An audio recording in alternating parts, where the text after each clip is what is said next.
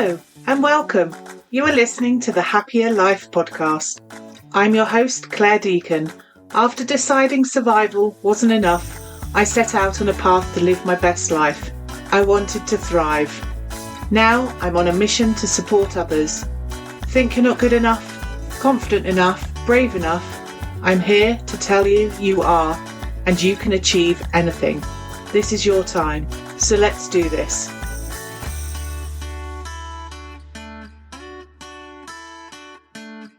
Hello and welcome back to another episode of the Happya Life Podcast. I'm your host, Clare Deacon, positive psychology coach and therapist, here to guide you through the ups and downs of life with insights, stories and practical advice. Today we're diving into a topic that affects us all at some point, navigating life's transitions and coping with change. Whether you're dealing with a career transition, a relationship change, or a personal loss, this episode is for you. Change is a natural part of life, but it can be incredibly challenging. I'll be sharing strategies to help you cope with significant life changes, offering personal stories, and providing expert advice to give you comfort and practical steps. So let's get started. Let's start by understanding what life transitions are. Life transitions are really periods of change that can significantly impact our lives. These changes can be career related, such as starting a new job or retiring, relationship related, like getting married, divorce, or experiencing the loss of a loved one. These transitions can also be personal, such as moving to a new city or facing a health challenge. Life transitions often bring a mix of emotions: excitement, fear, sadness, and uncertainty. These feelings are all entirely normal. The key is to understand that change, while often difficult, is also an opportunity for growth and self-discovery, for doing things better, for finding you're happier. I remember going through a significant transition when I decided to change careers from a corporate role to becoming a positive psychology coach and therapist. It was a daunting decision filled with uncertainty. It was also one of the most rewarding changes I have ever made in my life. It allowed me to align my work with my passion for helping others and living authentically. So, how can we cope with these significant life changes? I'm going to share with you now some practical strategies of what action you can take. So, the first is really coming to a place of acceptance. This first step is about accepting that change is a natural part of life. Resistance can create additional stress. So, it's about finding a way to embrace the change and recognizing it as an opportunity for growth. Acceptance doesn't mean you have to like the change, but acknowledging it can help you move forward. So, this, for some of you going through really difficult, challenging events, will be about processing and perhaps processing the grief around that. The second strategy is all around self care. During transitions, it's crucial to prioritize your self-care. Remember, this is aligned to what I often speak about is when you're making big change, when you're experiencing really difficult times, it's like running into a burning building and you need to ensure that you've got your safety equipment on, that you've got that oxygen mask there, and that you're taking care of your physical, your emotional, your mental well-being. This might include regular exercise, healthy eating, adequate sleep, and engaging in activities that bring you joy and relaxation. Self-care is not selfish, it's essential for maintaining your resilience, and being able to hold on to who you are, holding on to your dreams and aspirations, and coming out of the end of these challenging and times of change in a way that is better, that has more growth attached to it than before, so that you can find your happier. The next practical strategy really is about seeking support. Don't hesitate to seek support from friends, family, or professional counselors. Talking about your feelings and experiences can provide comfort and new perspectives. Remember, you don't have to go through these things alone. Next, I'd encourage you to embark on mindfulness and stress management. So, mindfulness practices such as meditation, deep breathing exercises can help you to stay grounded and to manage stress levels. These practices can bring you back to the present moment and reduce anxiety about the future. Remember, it's always one step at a time and getting through to that next phase in that change as you build and continue on that acceptance and that self compassion. So, the next strategy I'm going to give you is around setting goals and planning. So, when you're experiencing and going through change, creating a roadmap for navigating the transition, setting short term and long term goals can give you a sense of direction and purpose. It increases your belief in yourself that you have control and it's within your power of the road that you take, even if the change is not something which you sparked in your life. If it's something that has invaded into your life that was unwanted, you still have the ability to take action and control of where you go next and the roadmap approaching all of that. So break down your goals into manageable steps and really celebrate your progress along the way. It may seem like a huge mountain to climb, but every step is a step closer to that goal. So let me share a few personal stories and some expert advice. During my career transition, I found it incredibly helpful to connect with others who had gone through similar experiences. Their stories provided hope and inspiration, showing me that it was possible to successfully navigate the change and come out stronger on the other side.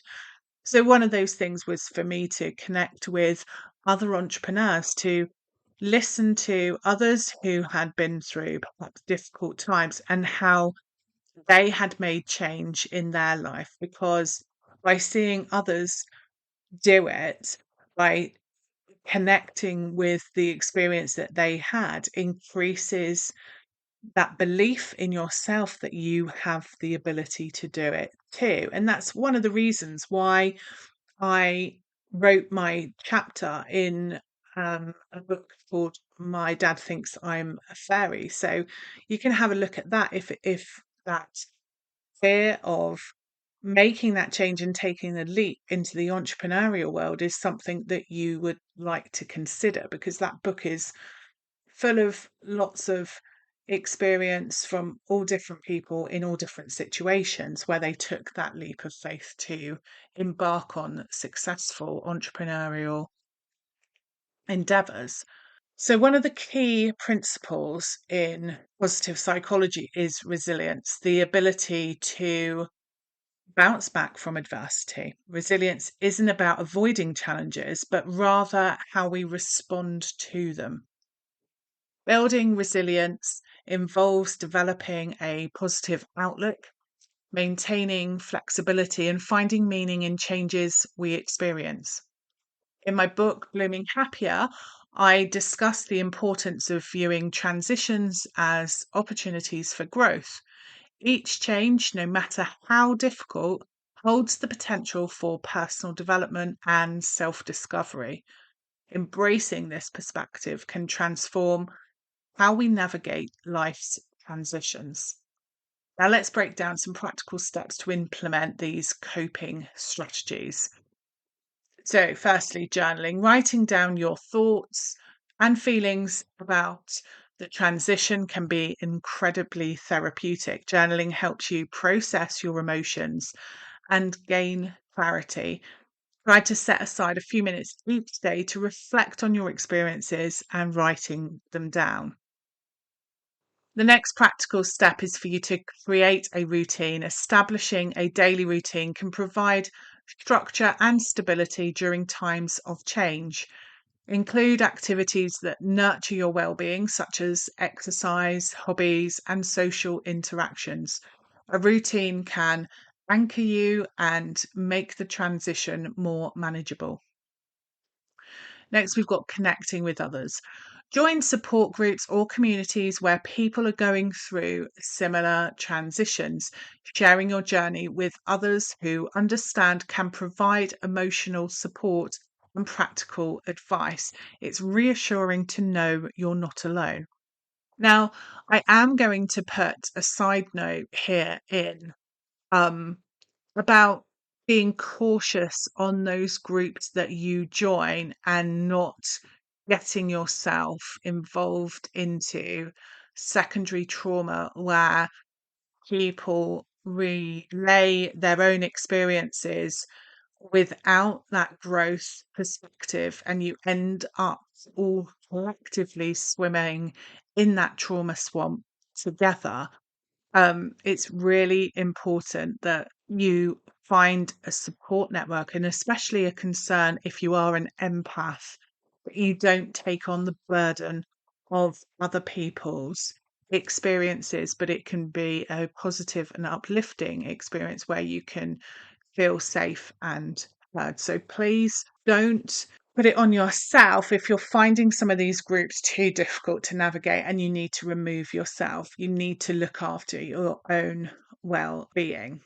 So the next practical step I'm going to give you here is around learning and growth. So the approach your transition as an opportunity for learning and for personal development.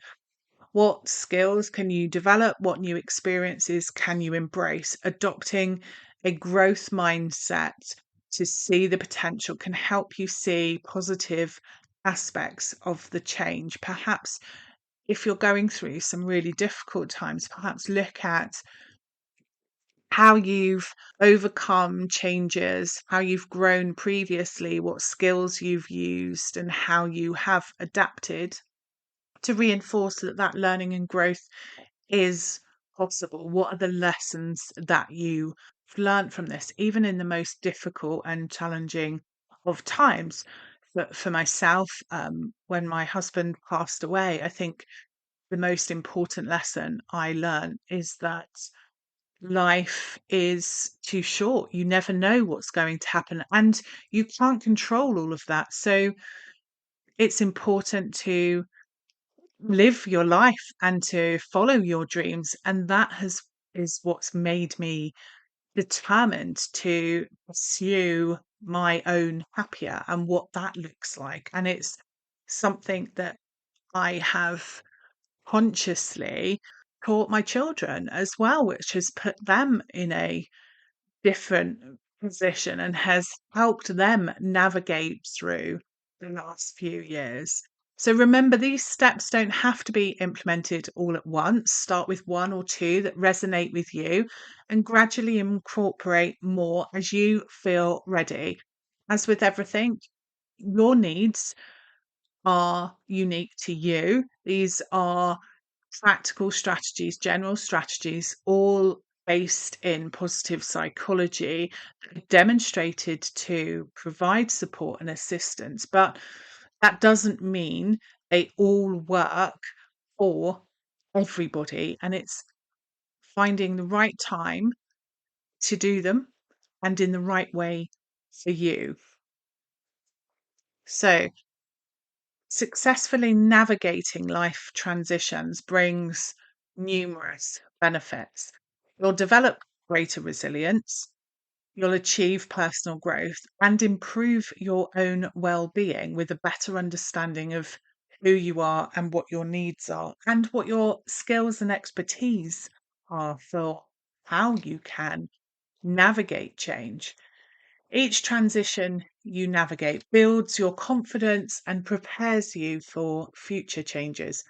Positive psychology teaches us that facing challenges can lead to post-traumatic growth. Positive psychological changes experienced as a result of struggling with highly challenging life circumstances. By embracing change, you can uncover strengths you didn't know you had and discover new possibilities for your life. Your relationships can also improve as you become more authentic and open with others about your experiences. Sharing your journey and supporting others can create deeper connections and a sense of community. So, to recap, navigating life's transitions involves understanding the impact of change, adopting effective coping strategies, and seeking support. It's a journey that leads to greater resilience, personal growth, and a more fulfilling life. I encourage you to explore these concepts further in my book, Blooming Happier. It's filled with practical advice, inspiring stories, and exercises to help you navigate life's transitions with confidence and grace. Thank you for joining me today on the Happya Life podcast. If you enjoyed this episode, please share it with your friends and family, and don't forget to follow us on social media and use the hashtag Happya Life Podcast to share your thoughts and experiences. Visit our website to read related blogs and additional tips and resources on navigating life's transitions. So until next time, remember, you have the strength to navigate any transition and the power to create a fulfilling life. Take care and be well. If you've enjoyed this episode, ensure you hit subscribe, head on over to my website, happiercoach.com, sign up for the weekly newsletter, and let me support you in living a happier life. I'm your host, Clare Deacon. Thank you for listening. Have a fabulous day.